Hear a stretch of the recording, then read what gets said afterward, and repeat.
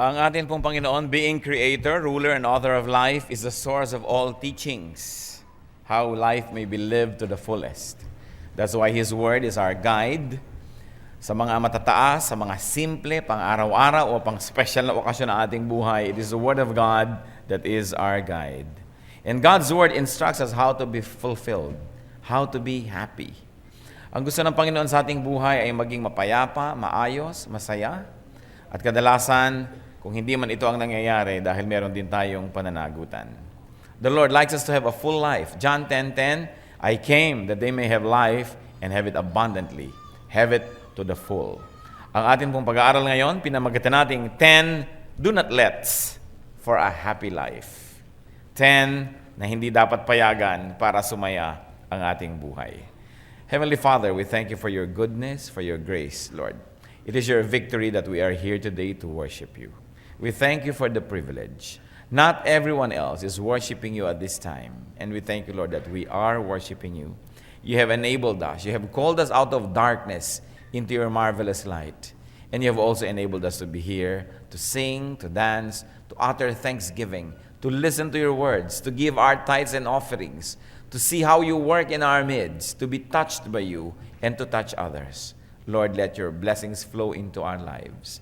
We empty ourselves of our own selfishness, conceit, pride, sinfulness, with our own brand of wisdom, and we ask you, Lord, fill us with your wisdom.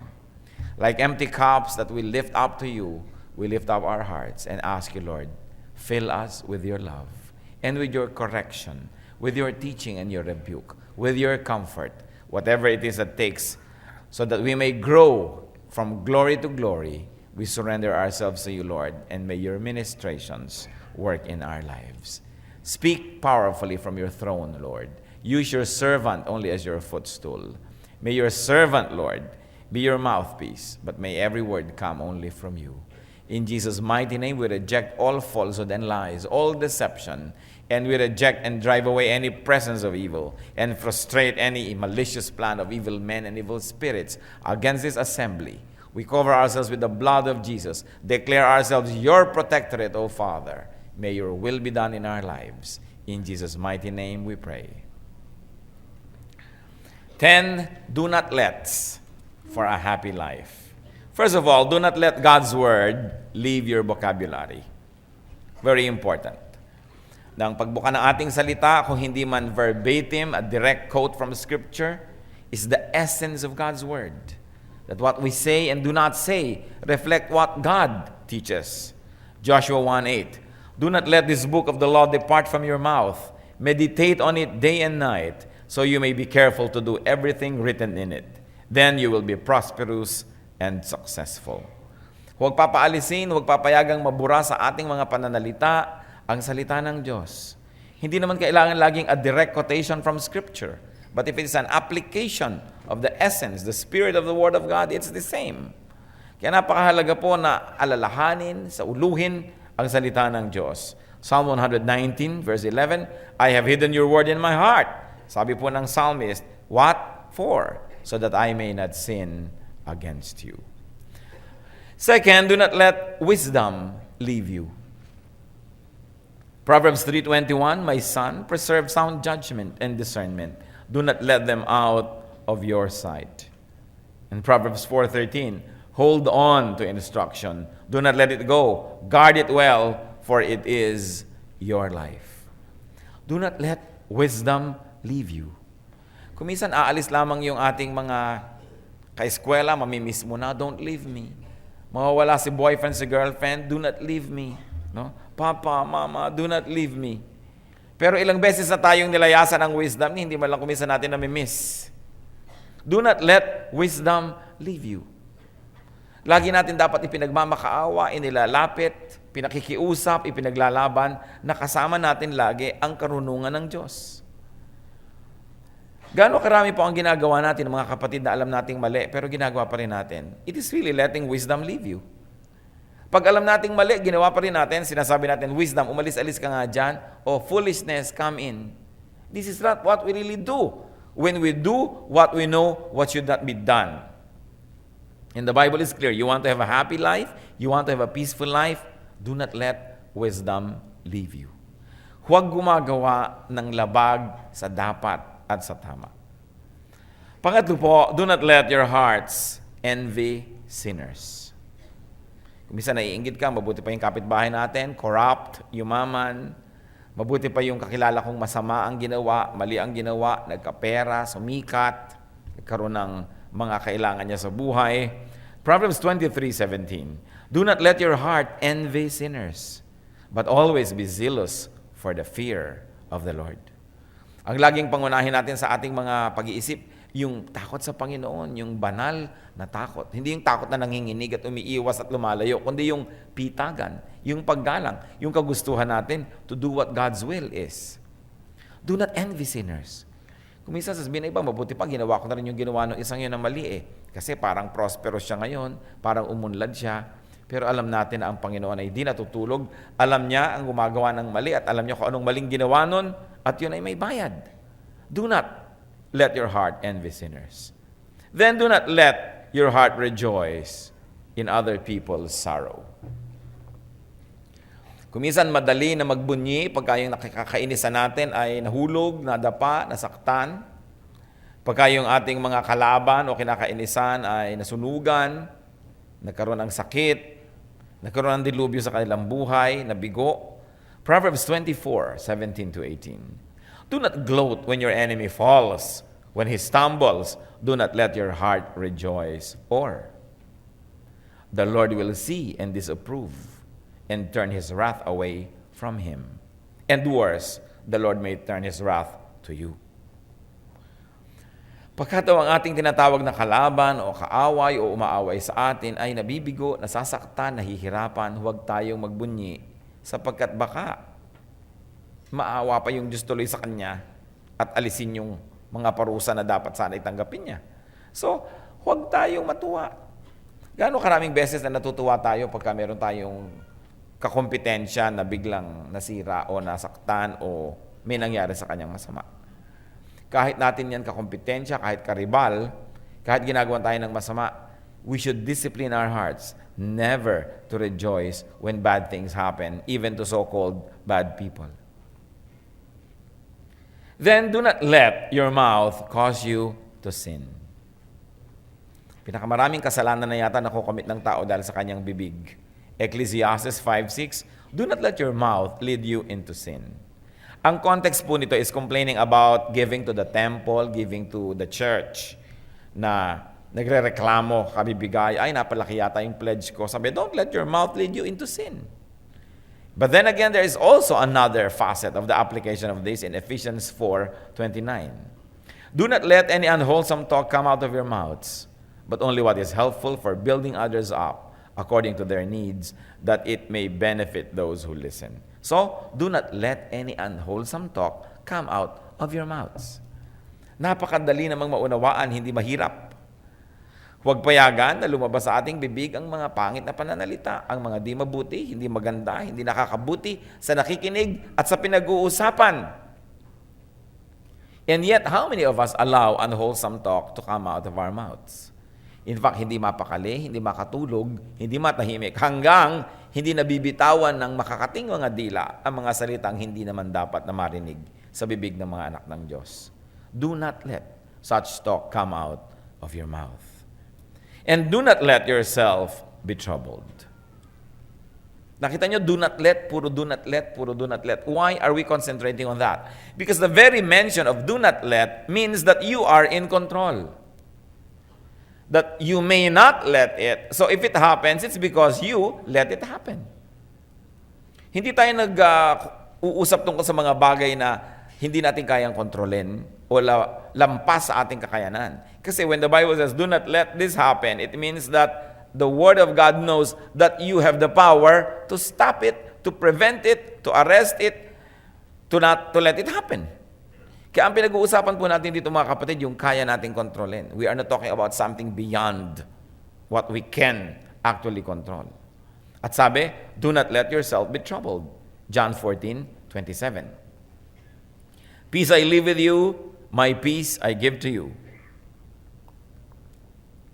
I do not give to you as the world gives. And then the Lord says, do not let your hearts be troubled, and do not be afraid. Sa Tagalog, huwag niyong payagan na kayo ay magulo, kayo'y maligalig, kayo'y mabalisa. Huwag payagan ang inyong bibig na kayo ay dalhin sa pagkakasala. Huwag niyong payagan ang inyong puso na mainggit sa mga makasalanan. Huwag niyong payagan ang inyong puso na magbunyi sa kabiguan ng iba. Huwag niyong payagan na mawala ang salita ng Diyos sa inyong bibig. Huwag niyong payagan na iwan kayo ng karunungan. Puro huwag niyong payagan. Ibig sabihin, tayo talaga ang may hawak kung papayagan natin o hindi. And when the Lord says, don't let yourself be troubled, it means that you can say no to trouble, you can say goodbye to trouble, and you may stop trouble at your door. Hindi yung papayagan natin. So tayo po ba'y naliligalig sa ating buhay? Tayo ba'y mapayapa o hindi? Tayo ba'y warriors or not? Sabi, don't let your heart be troubled. So, you say, in the name of Jesus, I refuse to be troubled. I refuse to worry. I refuse to be a warrior. And the peace of the Lord will be upon us. Sabi sa Bible, resist the devil and he will flee from you. So yung mga spirit na nagkokos ng ganitong mga kasalanan sa ating buhay, pwedeng tanggihan. Kaya pag binaligtad natin, bakit nangyayari? Kasi di natin tinatanggihan. Tayo din ang may pananagutan doon. Do not let sin rule over you. Pag sinasabi ng iba, hindi ko po kayang talikuran ng kasalanan, hindi ko kayang bitawan ng aking bisyo, hindi ko kayang iwan ng aking kulasisi.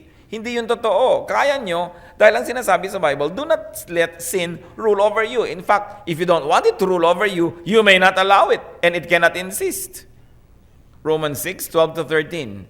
Therefore, do not let sin reign in your mortal body, so that you obey its evil desires. Do not offer the parts of your body to sin as instruments of wickedness, but rather offer yourselves to God as those who have been brought from death to life, and offer the parts of your body to Him as instruments of righteousness.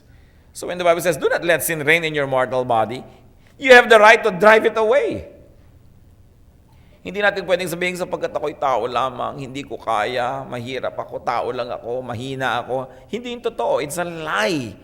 That's why we have to live by the truth. And Jesus is truth, and the truth sets free. Pag natanggal lang natin yung mga lies about ourselves, ang dami po nating maikokorek eh. Sasabihin lang natin, hindi ko kaya. Oh, hindi yan totoo. Kaya mo yan. By God's grace. I can do all things through Christ who gives me strength. Is what the scripture says. Ang gustong-gusto ni Satan na madaya tayo, yung we are deceived into surrendering. We are deceived into believing that we cannot do anything, that we are powerless against His work. So the Lord says, do not let sin rule over you. If sin is ruling over you, it's your fault. Pumapayag kayo, sinabi lang, do not let it rule over you. Kaya may pag-asa ang tao. Tumanggi lang. Dapat yung pagtanggi na determined, steadfast, consistent, and final. Hindi yung tumatanggi ka kunwari, pero alam naman ni Satanas, kunwaring tanggi lang yun. Tulak ng bibig, kabig ng dibdib. Sabi mo sa tempter, huy, umalis ka naman dyan. Natutukso ako sa iyo. Siyempre, lalo kang yayakapin yan. Ang lambing-lambing mo, bakit aalis? Kung sasabi mo, alis dyan! No? In the name of the Lord, di walang magagawa. Because resist the devil and he will flee. He is not fleeing because you are not resisting. Ganun kasimple ang arithmetic nun. Huwag natin sisihin si Satanas. Kung minsan naman, overblame na siya eh. Wala namang power si Satanas eh. Over your will, wala. Hanggang di ka pumapayag. Remember, God does not interfere with our will, and Satan cannot interfere with our will. Because our free will is one of the noblest, one of the highest, one of the best gifts of God to us. Free will. Ang Diyos nga hindi nakikialam sa will natin eh. Nagtuturo, nagpapaalala, nagtutuwid, nagdidisiplina, pero hindi siya nagdidesisyon for us. Neither can Satan. Hindi rin siya pwede mag-decide. So yung mga natatalo dahil nagdedesisyong magpatalo. Iba nga, hindi pa lumalaban man lang, talo na. Kaya, malakas ang loob ni Satan. But remember this, resist the devil, and he will flee from you. Do not let sin rule over you. Say no. Refuse. And you will be respected even by evil spirits, because they know that they have no power and that they cannot interfere with your will. Do not let anger stay long in your heart. Love keeps no record of wrong, sabi nga ng 1 Corinthians. Ephesians 4:26-27. In your anger, do not sin. Do not let the sun go down while you are still angry, and do not give the devil a foothold. Huwag papatagalin ang galit. Yung original galit, kasalanan, pero after that, every other sin committed after that is already an addition. Yung nagalit ka, nagtanim ka, nakita mo siya, hindi mo siya titingnan, nagsalita siya, hindi mo kakausapin, yung meron siyang ginagawa, hindi mo tutulungan, sisirain mo pa nga. Di dumadami ang kasalanan. Kaya ang gusto ni Satan, magtanim ka ng sama ng loob, magtanim ka ng galit sa iyong puso. Kasi alam niya na pag nagagalit ka, mas madali magkasala. Sino ba ang mas madali magkasala? Yung galit o yung hindi galit? Di ba? Yung malungkot o yung masaya? Siyempre, yung galit, yung malungkot, yung miserable, yung nag-iisa, mas madali yan na mapaglaruan ni Satan. Kasi walang kakampi, walang nananalangin para sa kanya, walang nagpapaalala. Tapos, meron pang yung damdamin niya na galit, mas madaling lalong galitin kasi galit na nga to begin with. Kaya ang marurunong na tao, hindi yan nagpapatagal ng galit. Hindi nyo kailangan maging banal para huwag magpatagal ng galit. Maging marunong lang kayo, sapat na. Kasi kahit naman medisina o siyensya, sasabihin sa atin na pag nagagalit ang tao, naiiba yung heartbeat, naiiba yung pulse rate, naiiba yung blood pressure, naiiba. At yung magagalitin, mababa ang immune system. Madaling magkasipon, madaling magkabahing-bahing dyan, madaling magkasakit, madaling magkahika, madaling makakung ano-ano. Kaya yung bahing ng bahing, siguro may galit ka sa puso mo, siguro may tension ka, stress na hindi mo ma-release. Kasi ang immune system natin bumababa pagka yung kalooban natin hindi panatag. Kaya gustong-gusto ni Satan yon. Kaya, be wise. The better thing is be holy. Do not let anger stay long in your heart, but at least be intelligent. And in many cases, that is easier to do, just to be intelligent. Refuse to be angry. Halimbawa, may humahamon sa inyo ng awayan, gulungan sa putikan, hampasan ng bakal. Lalabanan nyo? No, I will be wise. I will never fight you. I will never go down to your level because I will harm myself. So be wise. Refuse to be angry. Refuse to be angered. The size of a man's heart is determined by the size of the thing that makes him angry. Kung ang liit-liit na bagay, nagagalit ka, yung mga driver sa Metro Manila, kinakat ka, magagalit ka, wala kayong gagawin kundi maggalit minu-minuto. So you say, no, I refuse to be controlled by my environment. I refuse to go down to that level. I will bless instead of be angry. But you should refuse. Yung biyena nyo, napakalaking pahirap sa buhay. Yung I refuse na magalit. Dadalang ko siya ng leche flan. Hindi naman kasi may diabetes, ha? Makikipag-usap ako sa kanya. Ayaw niya akong kausapin, I refuse to play his game. Kakausapin ko siya kahit di niya ako kinakausap. Ayaw niyang ngumiti, ngingitian ko siya. Pero hindi naman iinisin, Kundi, I will do the right thing. Anong sinasabi sa Bible? Overcome evil with good.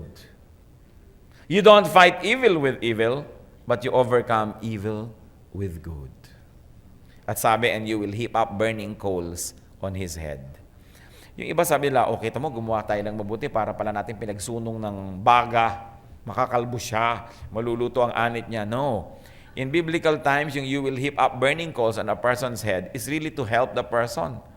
Dahil alam nyo, bawat bahay noon, siyempre hindi pa uso ang posporo, kailangan laging may apoy ang kalan ninyo. Pagka namatay yung apoy na yon at namatay yung baga, hindi na kayo makakapagparikit ng apoy, ano mangyayari? Hindi na kayo makakapagluto, hindi kayo makakapagsindi ng ilaw. So ang gagawin nyo ngayon, pupunta ka sa kapitbahay, manghihiram ka ng kanyang apoy, ng kanyang mga baga na buhay pa, para ngayon madala mo sa inyo, makapag-start ka ng fire. Yan yun na naman mga tao sa silangan, tulad sa Pilipinas, sa Middle East, mahilig magsunong, no? Hindi natin usually dala-dala ang mga bagay sinusunong sa ulo. So these people who will borrow fire from their neighbors will bring a kind of pottery na doon ilalagay yung mga coals na yun. So iuwi niya, so you heap up burning coals on his head. Hindi ibig sabihin, sasadistahin mo siya, gumawa ka ng mabuti, papahiyain mo siya. No. It only means that you will really help the person start all over again and have a fire in his house again. So when you do good to those who do evil, you heap up burning coals on their heads, meaning you give them fire again so they can start again. Don't let sin overrule you, and don't let anger rule your life. Ang mga taong magagalitin, walang kontrol sa kanilang sarili. Nasasabit na gagawa ang mga pinagsisisihan lang naman later on. So do not be a fool. Be wise. And bring it one notch higher, be holy. Don't let anger stay in your heart long. Natural lang na magalit, pero hindi natural na magkimkim ng galit at patagalin ito. It destroys you. And then do not let anyone insult or belittle you, especially in the context of your Christianity, in the context of your spirituality, in the context of your ministry. Titus 2:15, do not let anyone despise you. And the context of this is, be excellent so nobody can insult you.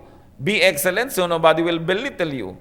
Kung minsan minamaliit ka ng tao, edi be good at your field, be excellent, and nobody can despise you. Hindi kasalanan ng maraming tao na may inaapi. Sino ang may kasalanan pag may naaapi? Yung nang-aapi o yung nagpapaapi? It's really more of the nagpapaapi. Talagang ang rule of nature is you will survive and you will try to do everything so that you not only survive but prevail. O halimbawa, merong puno, pinuluputan ng baging. Pagka hindi nyo tinigil yan, pupuluputan na siya, matatakpan na siya buo. No? Yung baging wag may kasalanan, siyempre yung baging, it cannot help but be a vine. Pero kailangan may ginagawa ka. Kaya mga ibang mga puno, may sinisikret sila ng mga chemicals na para ma-turn off yung mga ibang baging. Huwag silang puluputan. At ma-turn off yung mga insekto, huwag silang kagatin. Kailangan gumawa ka ng paraan para hindi ka puluputan ng baging. May naaapi kasi nagpapaapi. No? May naiinsulto kasi nagpapainsulto. May mga tao na yung lifestyle nila, parang sinasabi nila, insultuhin nyo ako, insultuhin nyo ako. Sa pag-upo pa lang nila, sa pagtayo, sa pagtawa, sa pag-inom, sinasabi na nila, insultuhin nyo ako, hindi ako kagalang-galang. Pag bumuka ang bibig, kung ano-anong sasabihin nilang mga walang kakwenta-kwenta, parang sila sinasabing, ayan, idinidisplay ko na ang ignorance ko, insultuhin nyo na ako. Kaya sabi, do not let anyone belittle you. And the only way to do that is to be excellent. Hindi yung nagtatapang-tapangan ka para huwag nyo ko insultuhin, huwag nyo ko tatakutin ko kayo. Hindi. Be respectable. You want to be respected? Be respectable. Kahit nga mga lalaking lasing pag ang nasa salubong, mga kagalang-galang na babae, dumidiretso lakad Diba? Good evening. Nag-good evening pa ko minsan. Pero kahit matinong lalaki kung minsan, pag ang nasa salubong, isang babaeng bastusin, talagang yung pagkahalimaw lumalabas Paano? Dabit pa lang ng babae, sinasabi, rapin mo ako. Itsura pa lamang niya maglakad, sinasabing, halika dito, kalabitin mo ako. Talaga nag-iimbita ng disaster. So ang tanong natin sa sarili natin, bakit tayo kuminsan naiinsulto? Bakit tayo nalalait? Bakit tayo binabaliwala? Siguro dahil na rin sa kilos natin. Dahil sa pagdadala natin ng ating sarili. So, Titus 2:15 says, do not let anyone despise you. Be respectable. You earn it. You don't tell people to respect you. You respect yourself. And everybody else will follow. Yung mga taong hindi ginagalang ng iba, sila ang nangunguna na hindi gumalang sa kanilang sarili. Ganun lang yon. Kaya ang mga anak ng Diyos dapat dignified, kagalang-galang. Sabi, don't let anyone despise you. It is within your power to be respected. At usually, kung hindi ka umaasa sa iba, hindi ka palahingi, you will be respected kahit walang-wala ka. Hindi ka naman naiinsulto dahil walang-wala ka Naiinsulto ka dahil nanghihingi ka. Be interested with what is not yours. Kaya sinasabi ng scripture, di ba? Isa sa mga utos, do not covet thy neighbor's goods. You may be poor, you may not have anything, but as long as you do not covet other people's goods, they will respect you. So, tituturuan natin ang iba na gumalang din sa atin sa pamamagitan ng paggalang natin sa ating sarili. And finally, do not let people misguide you. You have your own brain. You can read the Bible. You can hear the Word of God. You can learn it. 1 John 3:7, do not let anyone lead you astray. Huwag kayong papayag na may taong magliligaw sa inyo. At sino yung nagliligaw? Taong hinahangaan, taong minamahal, taong interesado tayo sa kanya. Yan lang naman ang pwedeng mag-misguide sa atin eh. Ang sabi, don't let anyone misguide you. Don't let anyone lead you astray. You should know what is right to do, and nobody should tell you to do the wrong thing. Kaya ang kalaban natin dito mga kapatid, emosyon. Kasi kung minsan, pag sobrang nahulog ang loob natin sa isang tao, kahit mali na ipinapagawa, gagawin pa rin natin yung mali. Sabi ng scripture, do not let anyone lead you astray. Be that person is lovable or not lovable, it is not the point. Do not let anyone lead you astray. So, be informed.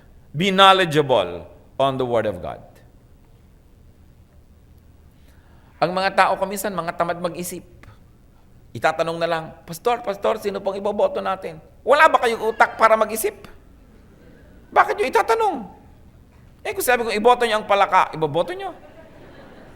Alin ho, yung babae o lalaking palaka? May ganon. Mag-isip. Ano hong kahulugan itong verse na ito? Ba't di kayo mag-research? Mag-aral din kayo. Paano kung naligaw ang inyong leader? Diligaw na kayo lahat. If you depend on a blind person, you will all both fall into a ditch. Binigyan tayo ng Diyos ng kani-kanyang utak. Kailangan gamitin. Do not let people misguide you. Do your own research. Do your own study. Kahit doktor, reseta ng reseta, magtanong pa rin kayo, meron uhubang equivalent yan na mas mura. Baka naman binibigyan kayo ng komisyon ng drug company na yan na magreseta ng magreseta. Nangyayari yun mga kapatid, ha? Kuminsan merong iba na mga mas effective, ito ang nire-reseta kasi niregaluhan siya ng kotse.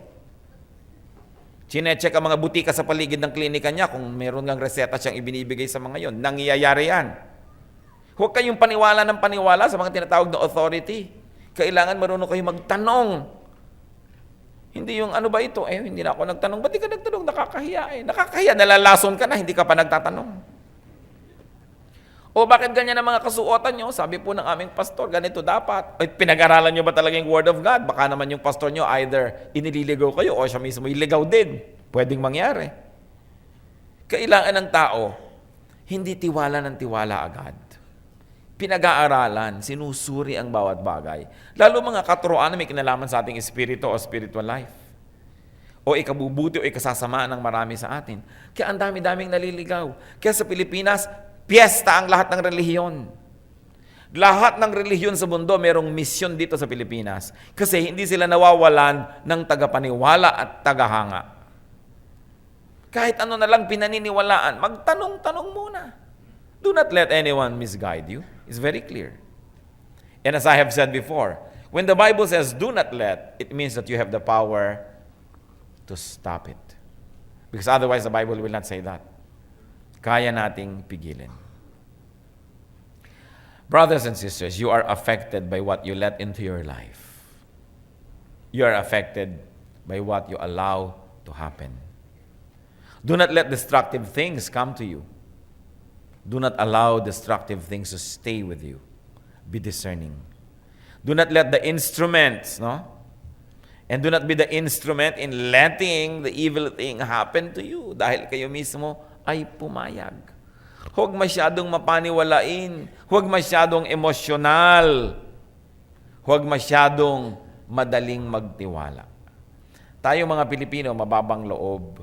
Talagang madaling maniwala. Kasi tayo man siguro pag pinagtiwalaan, gagawin natin yung maganda, gagawin natin yung tama. Ang nalilimutan natin, hindi naman lahat ng tao ay tulad natin. So ang sabi sa Bible, be innocent as doves, but be wise as serpents. Merong ibinigay sa atin ng Diyos na kapangyarihan. At yan ay yung ating kalooban, our will. We can, we may. In fact, most of the time, we should refuse many things that are being offered to us. Ano po mga ino-offer sa inyo ngayon ng inyong kapwa, ng inyong mga mahal sa buhay, ng inyong makakilala? Baka dapat yung tanggihan nyo. Merong mag-asawa, umuwi yung lalaki minsan, punong-puno ng mga lalagyan ng ulam ang bahay nila. Punong-puno. Bakit punong-puno ng lalagyan ng ulam ang bahay natin? Wala naman tayong ulam. Kasi si kumare nag-offer, hindi ko matanggihan. Yan. Bakit hindi mo matanggihan? Ba't hindi mo masabing hindi namin kailangan? O sige, bibili ako konti lang para kita pagbigyan ng konti. Ang dami-daming ganyan, hindi makatanggi. O bakit nagpalit ng relihiyon ito? Kasi lagi kami pinupuntahan ng mga nakaputi Diba? Nagdadala pang regalo, 3 balik na, nakakahiya naman. Kailangan na huwag niyong kakalimutan na meron kayong karapatang tumanggi. At yan ang itinuturo ng Biblia, do not let, do not let, do not let. Tayo ay hindi tau-tauhan, tayo ay tao, may sariling orbit, may sariling kalooban. And in search for godliness, in search for meaning in life, we must refuse many things. Isa yan na dapat nating matutunan bilang isang bayan, yung matutong tumanggi. Kailangan matutunan natin yan. Do not be afraid, because even the Bible teaches you not to let many things happen in your life. Ano-ano po ang larangan ng buhay nyo na kayo ay napipilitan, hindi nyo naman talaga gusto, pero sumasang-ayon na lang kayo? I would say, let the Spirit of the Lord set you free so that you can refuse. You may refuse. Maraming mga kumisan, mga tao na a-abuse ng kanilang mga kamag-anak, na-abuse, even sexually speaking, na-abuse, kasi hindi sila marunong tumanggi. Akala natin yung po at ang opo ay ina-apply pati sa mga pedophile at mga abusado. No! You can refuse. Because you were created by God and you have dignity as a person.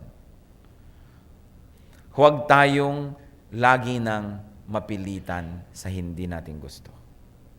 Let the Spirit of the Lord set us free so we can be what we have to be. Heavenly Father, kami po'y lumalapit sa inyo. Napasusuri kami dito sa mga bagay na alam na naman namin itong 10 na ito na do not let Pero ang tanong lang namin sa sarili namin, nangyayari po ba yung dapat? Nasusunod po ba yung alam namin? O hanggang isip na lang? At sa pag-a-apply ng mga ito, kami pa rin ay nagkakamali, kami pa rin nakakawawa, naaapi, kami pa rin ay nakokontrol ng iba just because we let them. Habang tinuturuan niyo kami, Panginoon, na makipagkapwa at makisama, turuan niyo rin po kaming manindigan para sa tama. Na huwag kaming mag-atubili na manindigan kahit nag-iisa kung alam naming ito ang sinasabi ng iyong salita at ito ang sinasabi ng budhi namin na tamang gawin. Ituro mo sa amin, Panginoon, na huwag maging laruan, alipin, kasangkapan ng iba, kundi sa inyo lamang kami, Panginoon, pasakop. Teach us and teach our people to think more independently, to be able to refuse what must be refused no matter who can be refused and who should be refused. Ituro mo sa amin, Panginoon, not to let evil rule our lives, not to let wrongdoing affect us. Teach us, Lord, at nawa sa amin pong pagbubulay-bulay, ipakita mo sa amin ang mga personal weaknesses na dapat naming itama. At ang dalangin din naman namin, Panginoon, turuan niyo po kami na huwag kami naman yung maging daan para yung kapwa namin ay magkamali. Teach us, O Father, about our responsibility that it will not be us who will become instruments of wrongdoing and evil that may be let into people's lives. Huwag namin, Lord, i-exploit, samantalahin ang aming mga relasyon, ang aming mabuting pakikipagkapwa, ang aming standing sa aming pamilya, sa aming community, na huwag namin gamitin ito so that we can become instruments to deprive people of their own will and to impose our will on them.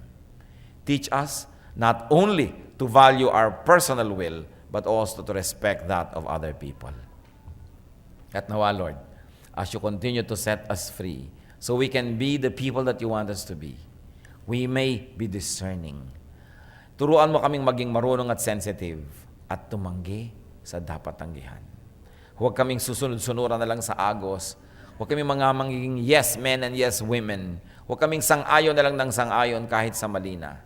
Give us, Lord, what it takes to say no. Teach us to be firm. Teach us to be godly with the way we deal with people. Mga kapatid, sa ilang saglit, magbulay-bulay tayo. Kung meron tayong mga bahagi ng buhay na pinapayagan nating kontrolin ng iba kahit pa nga masama at napapasama tayo. At magbulay-bulay din tayo kung tayo din ang kumokontrol sa iba na dahil sa ating impluwensya sa kanila, sila'y napapasama. Na alam natin that we manipulate them, yung kalooban natin ang sinusunod natin. It is not right because even God does not interfere with human will. So we should respect even the will of people that we help. That we should respect even the will of people who are dependent on us. Because even God, who is the giver of all things, does not control us. Let us not control people around us. Let us set them free and follow and obey God alone. Mag-isip-isip tayo. Kung tayo ang dapat tumanggi, o tayo ang dapat tanggihan, at tayo ang dapat tumigil sa ginagawa natin sa ating kapwa na dapat lang naman talagang itigil at dapat nilang tanggihan. Let the Spirit of God minister to each one. And may we be free in the name of the Lord.